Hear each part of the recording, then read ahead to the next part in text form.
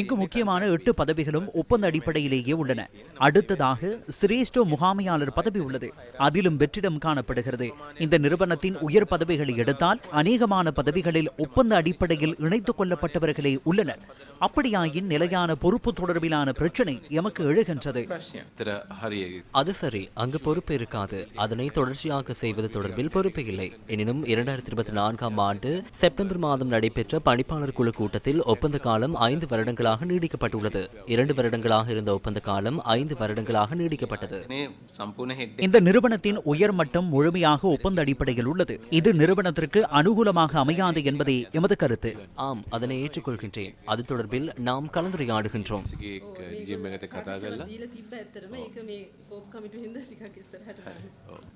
சரி, 2024ஆம் ஆண்டு ஜூலை மாதம் 850 பேர் நிரந்தர ஊழியர்களாக உள்வாங்கப்பட்டுள்ளனர்.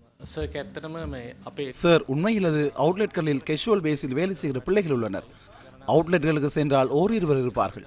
அவ்வாறு குறுகிய காலத்திற்கு நியமிக்கப்பட்டவர்களே உள்வாங்கப்பட்டுள்ளனர். 2024ஆம் ஆண்டு ஜூலை மாதம் இது நடந்துள்ளது. செப்டம்பர் மாதம் தேர்தல். அதற்கு முன்னதாக 850 பேர் நிரந்தர ஊழியர்களாக உள்வாங்கப்பட்டுள்ளனர். அமைச்சரவையின் அனுமதியின்றி ஊழியர்களை சேர்த்துக் கொள்ள முடியாது என உள்ளது. எமக்கு உண்மையை கூறுங்கள். உண்மையில் என்ன நடந்தது? காரணம் மேலதிகமாக இருப்பதற்கு சாத்தியமில்லை. தவிசாளர் அவர்களே, அந்த 800 பேரும் ஒரே தடவையில் நியமிக்கப்பட்டவர்கள் அல்ல.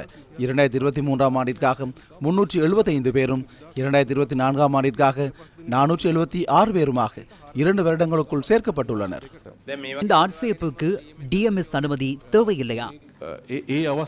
கடந்த ஆட்சியில் நான் அறிந்த வகையில் முகாமைத்துவத்திடமிருந்து அனுமதி பெறப்பட்டது.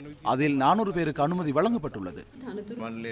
தவிசாளர் அவர்களே, நான் புதிதாக இந்த பணிப்பாளர் சபைக்கு நியமிக்கப்பட்டேன். புதிய அரசாங்கத்தின் கீழ் நியமனம் கிடைத்தது. உண்மையில் நாம் இந்த நிறுவனத்திற்கு வரும்போது இந்த அளவு அழிவு இந்த நிறுவனத்திற்கு ஏற்பட்டுள்ளது என எமக்கு தெரியாது. அவ்வளவு ஆழமான பிரச்சனை காணப்படுகிறது. பல வருடங்களாக இவ்வாறே இந்த நிறுவனம் செயற்பட்டுள்ளது. ஆரம்பம் முதல் எனக்கு புரிகின்ற வகையில் திருடுவதற்காகவே இந்த நிறுவனத்தை உருவாக்கியுள்ளனர். கடந்த வருடங்களில் அரிசி இறக்குமதிகளூடாக அரசாங்கத்திற்கு 15 பில்லியன் ரூபாய் நட்டம் ஏற்பட்டமையும் கோப் குழுவில் உறுதியானது. லங்கா சத்தோச நிறுவனம் 2015ஆம் ஆண்டுகளில் 27 பில்லியன் ரூபாய் செலவிட்டு அரிசியினை இறக்குமதி செய்துள்ளது. 27,011 மில்லியன் ரூபாய் செலவாகியுள்ளது. அரிசி விற்பனையின் மூலம் 11,854 மில்லியன் ரூபாய் மாத்திரமே வருமானம் கிடைத்துள்ளது.